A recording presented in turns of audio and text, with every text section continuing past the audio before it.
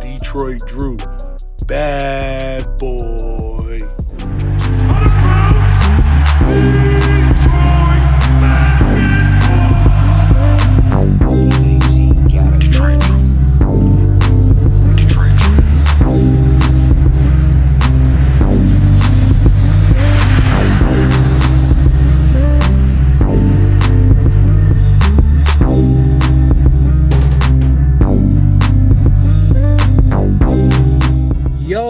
Peeps, how's it going? I've been away for a while. I have not been feeling good. So now that we're back, I have a lot for you guys to break down because I'm pretty much going over what's happened in every single game and just some things that I've liked, some things I don't like, and kind of take it from there and see where it goes. So let's start with the good. First and foremost, Cade is not going to be playing on back-to-backs. I'm fine with that. We want to make sure his ankle's good. There was a video that dropped last night during the Brooklyn game that he was limping on the bench. I'm not looking too much into that.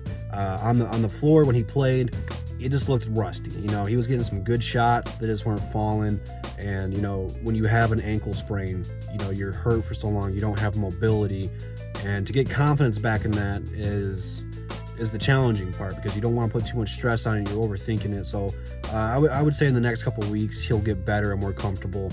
And it's really hard for guards to come into college, into the NBA. And if you look at our schedule, it's going to be tough. Like, we take on Milwaukee next. They're a tough defensive team. And it just goes on from there. Like, we have a super tough schedule to start out the year. So once it lightens up, Cade should be in rhythm, and then you'll really start to see him take off there. But I'm not putting too much pressure on him.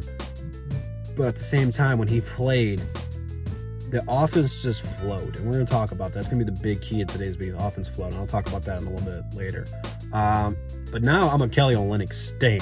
Everything this man do is hilarious. I have never seen someone so gumpy and goofy just cook dudes. Just absolutely cook them. Last night he got KD ejected. The other night he's doing Euro step assists. Like, it's so funny that it's not beautiful, but it works. But Kelly's out here, man. He's out here balling. This is a huge pickup for the Pistons. I told you guys so. Kelly Olynyk, he's just a perfect fit for what we're trying to establish. Great six-man coming off the bench. If he keeps playing like this, he will be in the conversation for six-man of the year. It's too early for any of that. But at this rate, I do think he'll be in that conversation if he continues to play at this level. And I don't think that's going to be any problem because he's getting the minutes, he's getting the opportunities, and he's a primary scorer off the bench. In fact, we look better when he's out there. On the negative side, I don't know what our offensive game plan is. For some unannounced reason to me, Corey Joseph is getting so many minutes. So many. I don't understand why. And I get you guys aren't on the Killian train yet, but Killian's starting to look better and more comfortable. And last night against Brooklyn, he was doing pretty well. He was holding his own against James Harden. He had a lot of steals, and his playmaking ability is there. I'm not saying he's a complete player yet, but there's no excuse for why Corey Joseph is getting more minutes than Killian Hayes. We got blown out last night. Off of back-to-back. For some reason, we like playing Brooklyn off of back-to-backs. Thanks, NBA. Like, that happened every time last year we played Brooklyn, we came off of back-to-back. Why do we have to play Brooklyn off of back-to-back? Every freaking time. It wouldn't have mattered anyway. We probably still would have lost. Brooklyn's way better than us. F. Blake Griffin. Let's get that out the way. But for some unknown reason, Casey is just playing Corey Joseph. And I don't want to hear the tanking shit no more. I'm over it. This is not supposed to be a tanking season. I'm not saying we're going to be in the playoffs or the play-in tournament. For the love of God, stop playing Corey Joseph so much. I would rather see Saban Lee run around the hoop 20 times a game. Corey Joseph does nothing for this team. He hits a three every once in a while, but his defense is trash. Our offense looks out of sync with him out there. When Killian comes out, our offense is nothing. We have no offensive game plan. We're not running sets. We're not moving off ball. It's like whoever the point guard is, and sometimes it is Killian, and then a lot of it is going on Casey. We're just standing there, ISOing. Give Jimmy Grant the ball with 10 seconds left. Go see what he can do. Why is that the play? When you have guys like Josh Jackson, who's been playing really well and shooting at a high clip, Sadiq Bey has been going bananas, Jeremy Grant had an off night. Why are we not running plays for these guys, though? Like, we're not setting screens for him off ball to get him space or open. So many times last night we had so many turnovers. and we got blocked so many times because we're not doing anything offensively. We're just like, yeah, go out there and play a pickup game. This is not the blacktop. This is the highest level of basketball.